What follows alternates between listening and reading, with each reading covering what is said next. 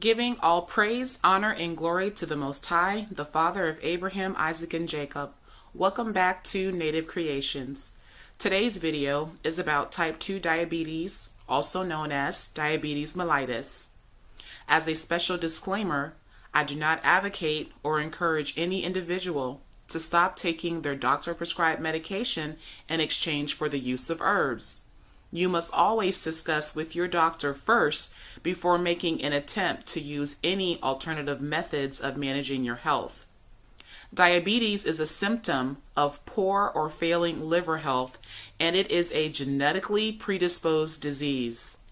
Lastly, modern medical science aims to treat, control, or manage a disease such as diabetes, and this is not to be confused with preventing or reversing the illness.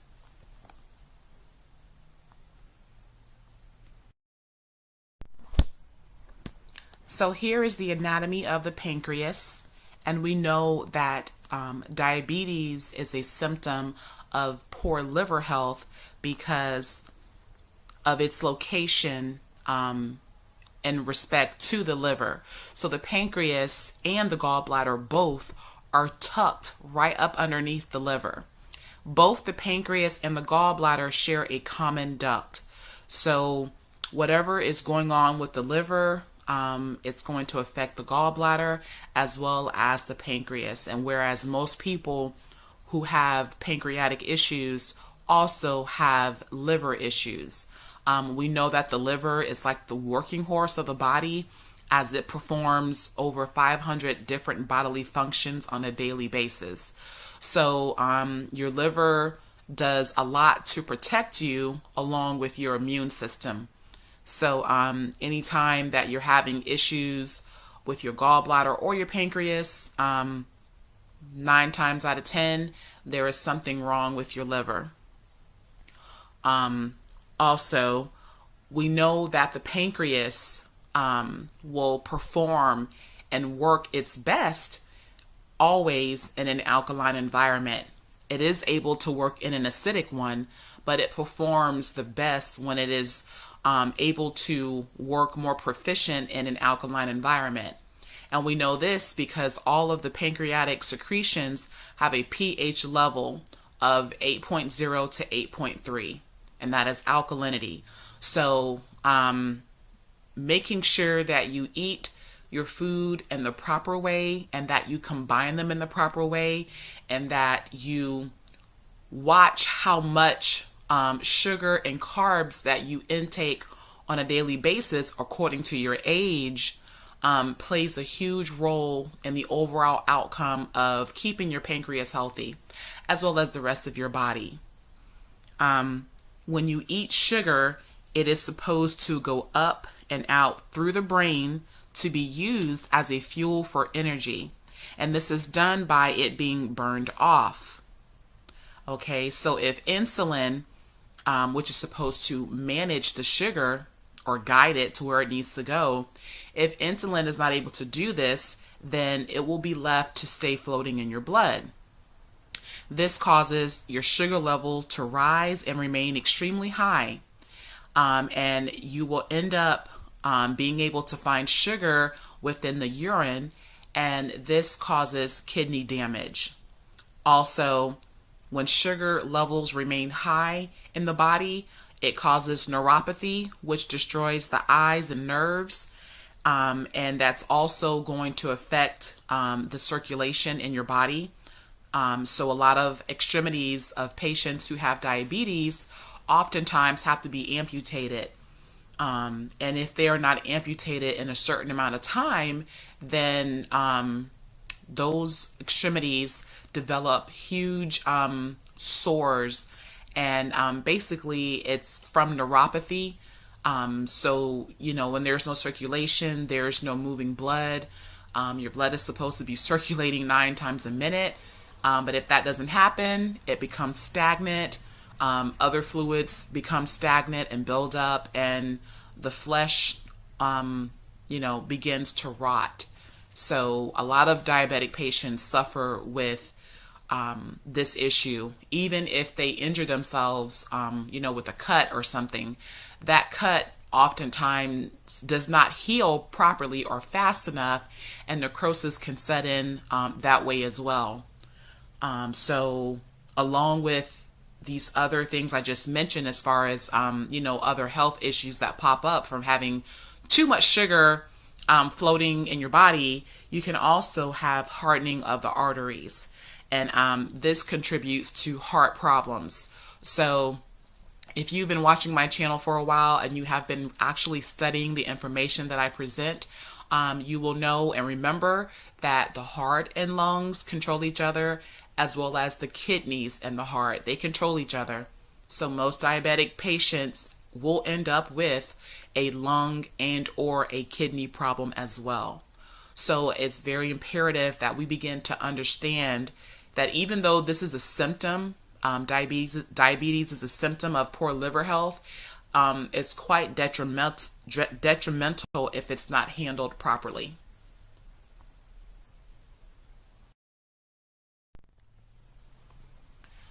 So type 2 diabetes, again, is known as diabetes mellitus, and it comes from a couple of things, or it is able to develop from a couple of things, such as having a consistent diet that is high in acids and fats. If you have any lingering digestive disorders, viruses and bacterial infections can affect your pancreas and cause you to have diabetes. And also an endocrine system imbalance, which causes the pancreas to become lazy. The exocrine part of the pancreas will malfunction due to those things that I just mentioned. And basically the pancreas begins to work extremely hard to produce all of the body's enzymes. Eventually, the pancreas will burn itself up, and this leads to the development of diabetes. Once a person reaches past the age of 50, the pancreas, regardless of your health status, naturally loses 60% of its functioning capabilities. This means that 60% of the enzymes are not being produced by your pancreas, so you must manually include them in your diet on a daily basis. So that means getting those digestive enzymes from your food sources and or from supplements that are either in a liquid or powdered form.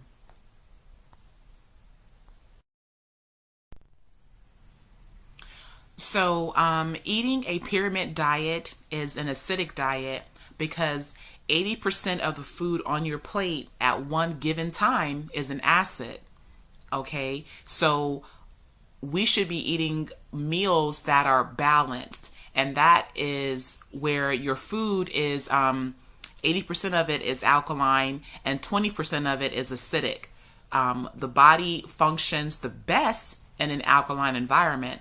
And we know this because along with your pancreatic secretions that have a pH level of 8.0 to 8.3, the pH of other fluids in our bodies are also alkaline, such as your capillary blood that has a pH of 7.45, arterial blood 7.45, and your venous blood 7.45.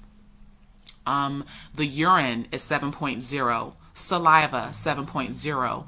Your intestinal secretions are 7.0. The stomach secretions are 3.6, and this is acidic, and that is the only organ within the digestive system that has that acidic pH level because the stomach secretes hydrochloric acid. So judging by those readings, we know the body performs its best when it has alkalinity at a balanced level. So your pancreas produces alkaline enzymes and again functions best when it is in an alkaline environment. Therefore, we do really need to feed it an alkaline diet. The pancreas is the most active gland in the digestive system, and it works very quickly to break down your protein, starch, and fats by the production of enzymes. So if you have a poor diet and you're eating a lot of acidic food, your pancreas will still function, but eventually, after so many years of doing that type of practice with your diet, the pancreas will burn itself up. And you don't want that to happen, because a lot of things start to happen negatively that affect your health in a great way. So once your pancreas burns itself up, you are now prone to developing diabetes. And remember, when you reach past the age of 50, your pancreas no longer produces 60% of those naturally occurring enzymes for you anyways. So you have to manually be feeding yourself the proper nutrition in order to kind of manually replace those enzymes from the food that you eat, or from supplements that are real supplements. They're not filled with like fillers and synthetic ingredients. You want supplements that are either in powder or liquid form. Your liver can barely break down or utilize pills or supplements that are in tablet form. Your body basically just stores that. It really can't do anything with it. So when you're taking supplements, make sure that they are in a powdered or liquid form. And if you get something that's like in a capsule, a gel capsule, if you are a Hebrew Israelite, please make sure that it is not made from gelatin or magnesium stearate, because that is a form of pork. So be careful with your supplement intake.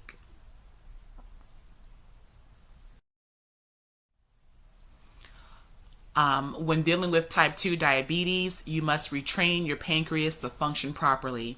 The body can heal itself if given the correct nutrition.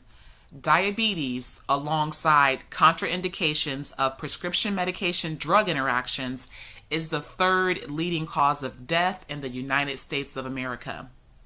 An unbalanced diet will cause many diseases, including diabetes.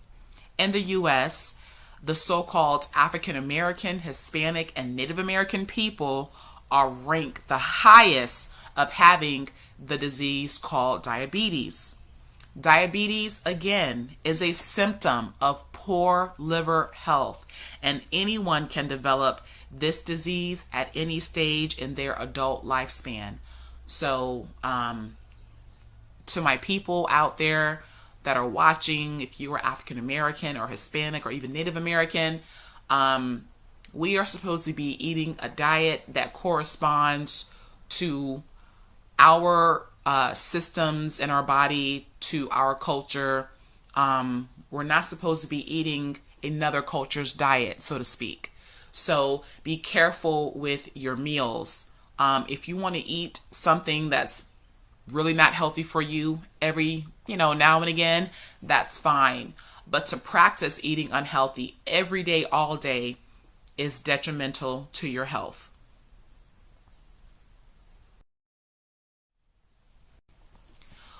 When you are told that you have diabetes, you must find out if you are insulin resistant or insulin sensitive. So if you are insulin resistant, when you consume a sugar or carb, the pancreas fails to release the hormone called insulin to regulate the sugar. The body is going to resist this insulin because there is an imbalance in the cell production, which is when the beta cell receptors are clogged and full of acid and fats. If insulin is not able to open the entryway within those beta cells, then the sugar in the body will not be able to pass through. And this means that your sugar is not being regulated. So you have to do a deep investigation and search of whether or not you are insulin resistant or insulin sensitive.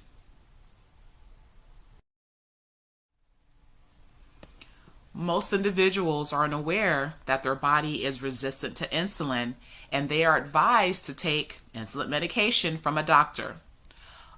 Doing this presents another problem for the individual, because it creates an extremely high and dangerous level of insulin in the body Too much insulin in the body causes the arteries to harden, causes neuropathy, it causes kidney damage, and it affects your eyes.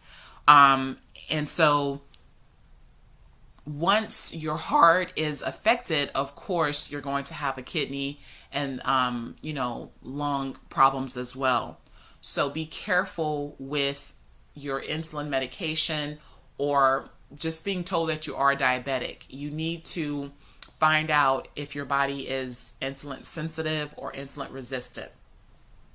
Also, in regards to the sugar intake, if you eat too much sugar all the time, and it's organic, or if you eat just small amounts of synthetic or inorganic sugar, this will suppress the immune system for 2 hours. So we know that the immune system is made for us to have protection, to fight off diseases and viruses and all these other things. But if you're eating a lot of sugar all the time, you have a suppressed immune system. And once you do become sick, you're not going to have that natural defense in your body. So be careful with your sugar intake. To all of the vegetarians and vegans that are promoting the use of so many fruits all day and so much protein all day, the older that a person gets, the less protein that they need. Because again, proteins are building blocks for the body. If you are past the age of 21, you no longer need to be eating excessive amounts of protein. It's just like in hair. If you have a protein overload in your hair, you could take a strand and it'll feel very hard and stiff and it will snap in half. So you can't overload on protein as an adult if you're past the age of 21. You need to maintain your protein intake or your protein level, but you don't need to be eating excessive amounts of protein. The same way with fruits. The older you get, the less fruit you need. Why? Because past a certain age, those enzymes from your pancreas, 60% of them are no longer produced. You should also not be eating sugar in the morning because, again, the pancreas has not been fully regenerated from the night before. So if you eat sugar before 11, you need to make sure that you are going to go out and run a mile or get on the exercise bike or something. It has to be burned off because sugar should not be just floating around, in your blood like that. It causes a lot of problems. Also, eating sugars at night. At nighttime, we are getting ready to go to sleep. We are in a more relaxed state. The body is cooled. That sugar is not being burnt off. And your pancreas and all other organs in the body are going to go into a rest mode. They're going to begin to heal themselves while you sleep. So the veganism thing that's going around and this vegetarianism, you can eat fruits, but these movements promote the use of eating so much fruit and so many carbs and so many protein types of things all the time. And that's not a safe practice. So there are faults with the vegan diet and the vegetarian diet. If you're insulin sensitive and you eat a sugar or carb, your normal sugar level in the body will spike well above 180 millideciliters. And the sugar level does not drop back down to a normal level within 10 minutes. So basically, when you eat something sweet, your sugar level spikes really, really high, and it should never spike above 180. But when it does, it takes forever, like it's almost never that it's going to come back down to a normal level. And often at times when it does come back down, it drops extremely low. And that's when a person is considered to be hypoglycemic. Okay, and you will begin to feel, thirsty or dizzy, all types of things. So that sugar is going extremely high, And then when it comes down, when it finally does come down, it drops too low. There's no balance. So that means that you are insulin sensitive. So find out which one that you are so that you can know how to deal with your diabetes more effectively. The pancreas depends on the interior part of the pituitary gland for insulin production. So this is a gland that's in your brain, the pituitary. Also, the kidneys, the thyroid gland, the adrenal glands also depend on the pituitary gland. The liver depends on your adrenals to release wet sugar back into the bloodstream when sugar levels become too low in the body. Again, this is known as hypoglycemia, and you can develop this from having too much sugar in your diet. Too much sugar. That's why sodas are not good for you. Coffee. People add loads and loads of creamers and sugars in their coffee. And yes, they get that jittery burst of energy. Even when you eat a piece of candy, you feel, you're kind of hyper, and you feel energetic. But it is a false sense of energy, because once that sugar level comes all the way back down, it comes down too low. And now you begin to feel sluggish and tired, and you may tend to eat more candy to get that feeling of that rush of energy back again. But all you're doing is giving yourself a false sense of energy. So be careful with your sugar intake. The liver also stores and helps to maintain glucose levels in the body. So there must always be a balance between the liver and the adrenal glands.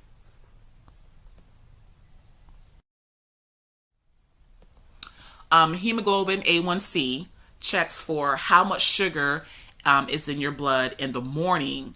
And this is supposed to let doctors know if you are borderline or a diabetic. So it measures this by milligrams per deciliters. And basically hemoglobin has a sugar attached to it. It is a protein that carries oxygen from the lungs to all the cells in the body. And it is a very important component of the red blood cells. Nearly all cells in the human body need an oxygen to power them. About 90% of hemoglobin is hemoglobin A, and the A stands for adult type. After a person reaches the age of 6 months, all hemoglobin is type A.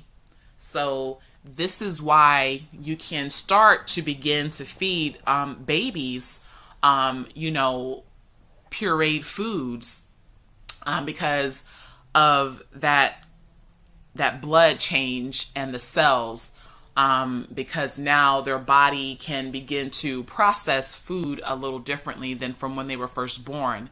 So this was just telling you, in case you never knew about it, what hemoglobin is. And when you go to the doctor to get that little test done, this is what they are checking for.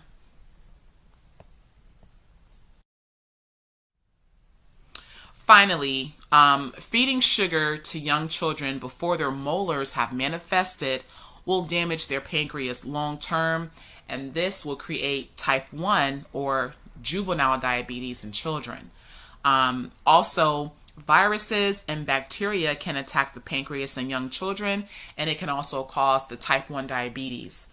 And some people will be told that they have a late adult onset diabetes, like later in life, when really it is just the type 1 diabetes.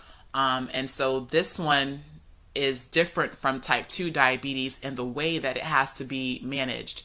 So this is developed very early on in life. Women before, during, and after you're pregnant, and if you're going to be breastfeeding, be careful about your diet and what you're consuming and how much sugar you are consuming, because whatever the baby takes from you is going to affect, that baby's body. So if you're breastfeeding, whatever you're eating, the baby is going to eat it as well.